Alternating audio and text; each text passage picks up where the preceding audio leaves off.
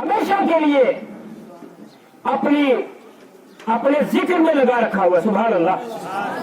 और कुरान करीम इस पर शाहिद है। अल्लाह फरमाता है युसब्बिहु लिल्लाहि मा फिस समावाति व मा फिल अर्द।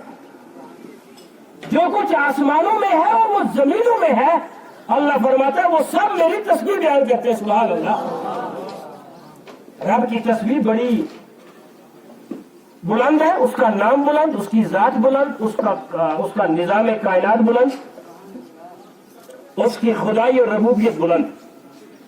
हम और आप खुश नसीब है कि थोड़े से वक्त के लिए हम एक ऐसी मजलिस में आए जिस मजलिस के बारे में हमने पढ़ा अहादीस की किताबों में कि कुछ मजलिसें दुनिया में ऐसी मुनक्किद होती है कि अल्लाह की रहमत के फरिश्ते उस पूरी मजलिस को अपनी रहमत के परों से ढांप कर रखते हैं।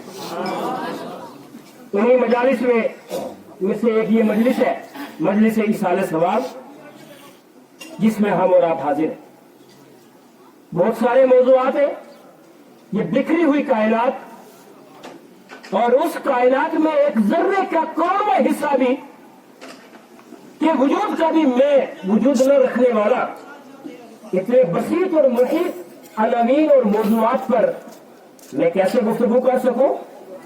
लेकिन जिसने मुझको ये जबान अता फरमाई, अगर वो चाहे तो दो जुमलों में मुझसे वो बहुत कुछ कहलवा सकता है। वो बड़ा कादिर है, बड़ा करीब है। मैंने जिस आया मुकद्दसा को अपनी गुफ्तगू के लिए मुंतखब किया, मुख्तसर आयत है लेकिन मौजूआत के अंबार लगे हुए। बोले सुभान अल्लाह।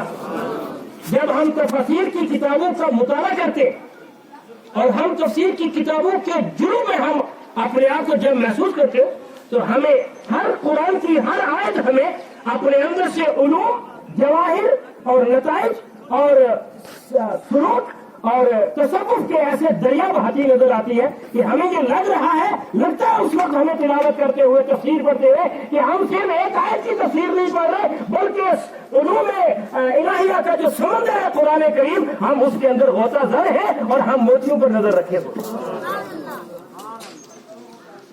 फरमाया वमा खलक़तुल जिन्ना वल इंसा इल्ला लियअबुदून। बस इसी की रोशनी में हम थोड़ी देर आपसे अपने माजूरात आपके सामने रखें। एक बार आप सुभान अल्लाह बोले, सवाब आपको मिलेगा। तवज्जो दे दें आप, ताकि आपका वक्त जाया न हो। अल्लाह ने ऐलान फरमाया, बोले सुभान अल्लाह। वो ड्यूटियां लग गई, सबको अपने अपने सिंबल मिल गए। कोई कांग्रेसी तो कोई नेशनली तो कोई चल रहे ना, हमको जिताना, हमको सीने से लगाना। ये लोगों को दिए, उनको चुना पार्टियों ने, और अब आपने उनको चुनना है। वो अच्छे लोग हैं तभी आप उनको चुनेंगे, तभी आप उनको आप साथ लेंगे। लेकिन एक जिम्मेदारी अल्लाह ने हमारी और आपकी किसी पार्टी ने नहीं लगाई, बल्कि अल्लाह ताला ने खुद कुरान में लगाई है। सुभान अल्लाह। फरमाया वमा खलक़तुल जिन्ना वल इंसा इल्ला लियअबुदून। मैंने जिन और इंसान को नहीं बनाया मगर अपनी इबादत के लिए, अपनी इबादत के वास्ते बनाया। तो गोया अल्लाह ने एक कलमा पढ़ने वाले और एक कलमा पढ़ने वाली की जिंदगी की ये जिम्मेदारी बताई कि हमने उसको इसलिए बनाया ताकि वो हमें याद करे। सुभान अल्लाह बोले। हम किस लिए बने? अल्लाह फरमाता मैंने तुम्हें इसलिए बनाया ताकि तुम मुझे याद करो। फज़कुरूनी अज़कुरकुम। जब तुम मुझे याद करोगे मैं तुम्हें याद करूंगा। सुभान अल्लाह।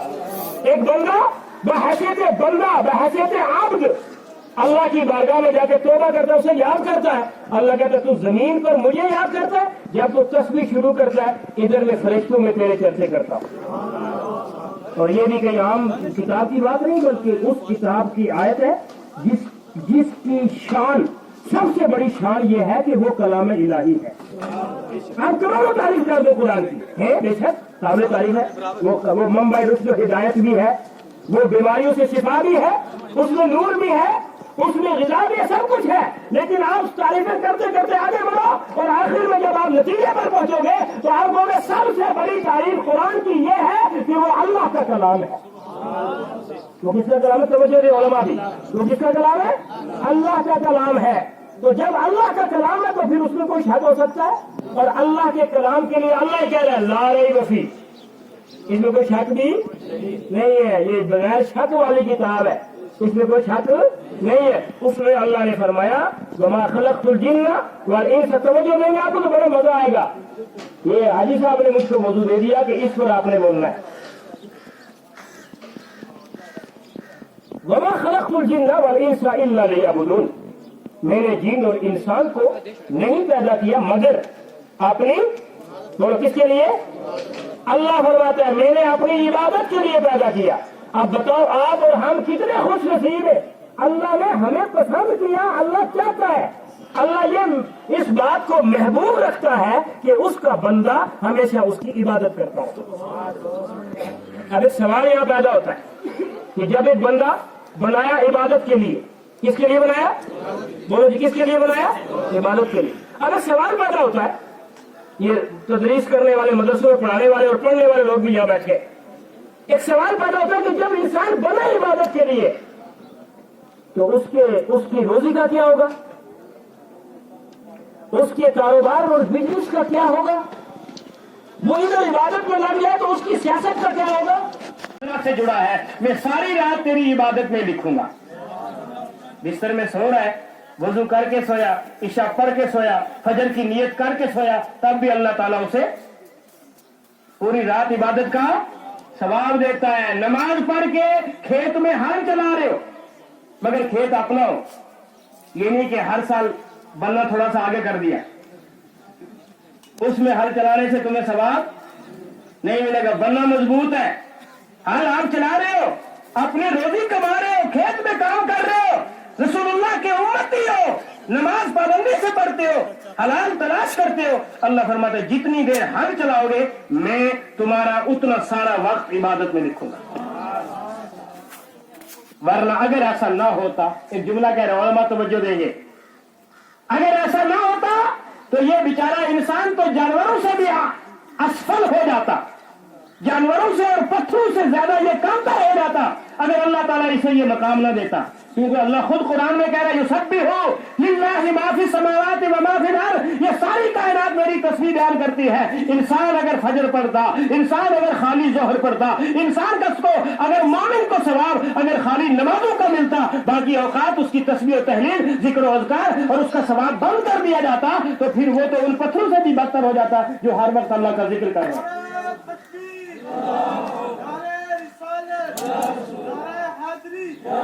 اب یہ ذکر ہے، بولے سبحان اللہ۔ فرمایا یہ ذکر جب تم اللہ کا کرتے ہو، اللہ تمہارے دلوں کو پاک کر دیتا ہے، اللہ دلوں کو مضبوط کر دیتا ہے۔ اور اس کا بھی اعلان اللہ نے قرآن میں کر دیا، الا بذکر اللہ تطمئن القلوب۔ فرمایا میرا ذکر کرو تمہارے دل روشن ہو جائیں گے، سبحان اللہ، مجھے یاد کرو تمہارے دلوں کو روشن کر دوں گا۔ ہے جی، ہم گھر کو ڈیکوریٹ کرتے ہیں، گھروں کو بناتے ہیں، ابھی آپ نے شادیوں کی بات سنی، بڑا کچھ کرتے ہیں۔ فرمایا یہ تمہارے جو جس مکان میں تم رہتے ہو اس کی ڈیکوریشن کا سامان تمہیں مارکیٹ سے ملے گا، اور تمہارے دل میں میرا محبوب رہتا ہے، اس کی ڈیکوریشن کا سامان تمہیں دنیا کی مارکیٹ سے نہیں ملے گا، بلکہ وہ میرا ذکر ہے اور میرے نبی پر درود پڑھنا ہے۔ میں اپنے نبی کی جگہ ہے، میرے نبی کی جگہ۔ آپ کہتے کہاں ہے؟ نبی کہاں رہتے ہیں؟ سبحان اللہ، دل میں۔ نبی کہاں رہتے ہیں جی؟ مومن کے دل میں رہتے ہیں۔ اور اللہ تعالیٰ فرماتا ہے کہ یہ میرا، یہ جو تمہارا دل ہے نا، یہ دل تمہارا، اس کو میں جلا بخش دیتا ہوں، اسے میں منور کر دیتا ہوں، اسے میں معطر کر دیتا ہوں، اسے میں مشکبار کر دیتا ہوں، اس دل کو میں رقیق کر دیتا ہوں، اس دل کو میں ایسی زمین بنا دیتا ہوں۔ آپ نہیں کہتے زمین کے بارے میں بات کرتے ہیں، بھئی وہ مینڈک کی زمین جو ہے نا، وہ فلاں جگہ کی سخی میدان کی زمین، ایک مثال لے لیتے ہیں، سخی میدان کی زمین جو ہے بڑی اچھی ہے اناج کے ہاتھ میں، تو گولڈ کی نہیں ہے، گاڑی بھی چلا گیا، تیرے رشتہ دار بھی چلے گئے، فرمایا قبر کے اندر تو تنہا نہیں رہے گا، میرا محبوب وہاں تیرا سہارا بن کر کے آ رہا ہے۔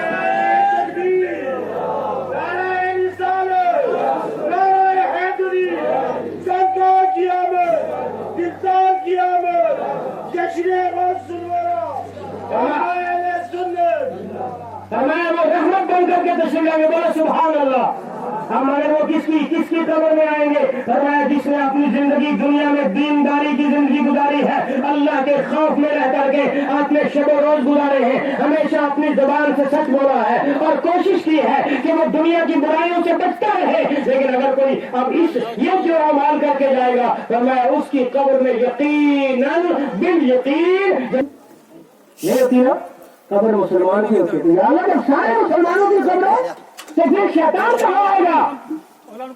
ہمارا جس نے چالاکی سے دنیا میں زندگی گزاری۔ استغفر اللہ تعالی ربی من کل ذنب واتوب الیہ واخر دعوانا الحمد للہ رب العالمین۔ السلام علیکم ورحمۃ اللہ وبرکاتہ۔ بہت مبارک ہے ماسٹر یونس مولانا صاحب کو، جنہوں نے اپنی مائی صاحبہ کے 40ویں یہ اصلاحی